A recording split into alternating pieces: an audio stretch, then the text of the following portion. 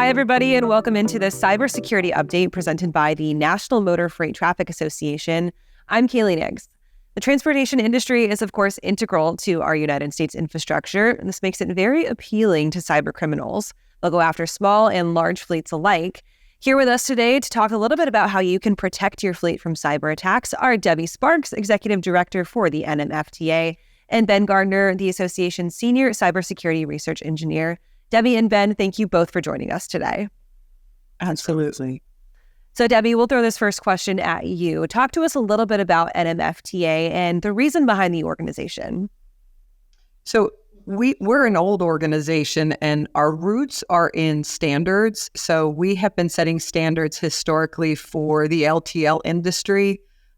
We are also the creator of the SCAT code. Really, the roots are in operational efficiency. About 8 years ago, we stepped in with Ben into cybersecurity, and it was actually a very futuristic step that NMFTA took in doing that, because what we were seeing was more and more, as the industry was changing, as more of our providers and third-party companies were encouraging us to make changes to our equipment and adding in, technology, it started to create challenges. Knowing the roots that we have and setting those standards really created this need to start to identify and manage that. We really, two things that really happened probably in the last 2 years that have really launched us into really driving it. Putting all of our effort into it is the best way to say it. Is one thing is that the industry said it's time to digitize. Mm-hmm. So we are leading the charge in digitalization. So we are saying, okay, it's time that we're going to start working with the 3PLs, the shippers, and the carriers, and we're going to send the data digitally. And Ben's team has been with us for over 8 years, and all the red flags went up because the more you digitize, the greater the potential for disaster.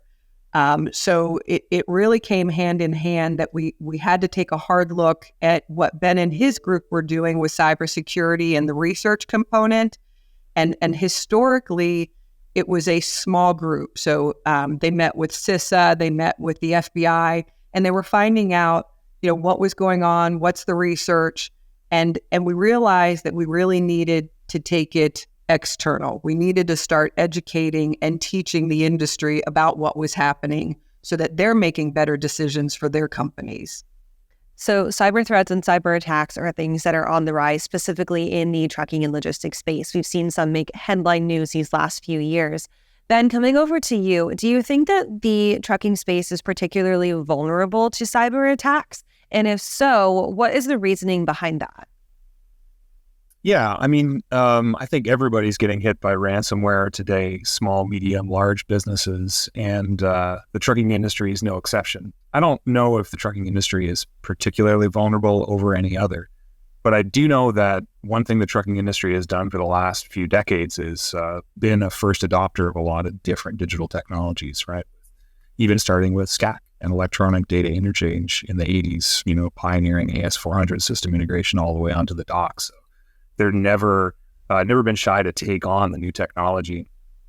Part of the issue that I think worries us about trucks in particular is that the truck vehicle networks weren't really designed to be put on the internet. Mm-hmm. And with the introduction of the ELD regulation, those ELDs pretty much have to be internet connected. There are non-internet connected options, but they're just not really feasible for large fleets, which means now we have vehicles that have these ELDs that have read-write access to the vehicle networks, and the vehicle networks weren't designed for that. There's a lot of different ways that the vehicles can get impacted just with write access. So ransomware is clearly a thing that's affecting our industry. And what kind of concerns me and the group is that could turn into ransom of trucks, which would be really, really bad. Absolutely something that we definitely don't want to see in the industry. Debbie, you touched on the education part of NMFTA and that mission a little bit in your introduction. Can you expand a little bit on some of the resources that you guys have developed to tackle the cybersecurity problem and about how people who might be interested have the ability to access those resources? Yeah. So even though we're a member-driven association, our philosophy on cybersecurity is open source. Nothing is locked down. We truly feel that you have to be able to access everything. So if you come to our website, you can go. We have our blogs, our white papers, our newsletters. We have videos. We have research projects. Everything is open, so anybody can come in. They can access it. We even take that so far as our conference. When we launched the public-facing conference last year, and it's unknown. You typically always pay a registration fee. NMFTA does not have one. We're going to keep that through 2023. We're actually considering it again for 2024 because we know that the more people we can get into the room, get onto the website, start reading it.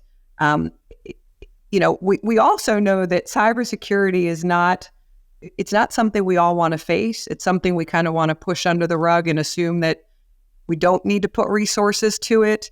And our hope is that, if there's a champion or an advocate somewhere in the company, we don't want a roadblock. We want them to be able to access that data. We want them to be able to get to the conference. We want them to hear what's happening. We want them to get engaged.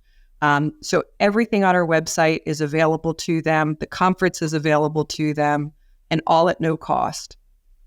I absolutely love that. Removing the barriers to access is crucial in tackling big-time problems like cybersecurity issues. That conference going to be October 22nd through the 25th in Houston. As you mentioned, folks can find that online as well.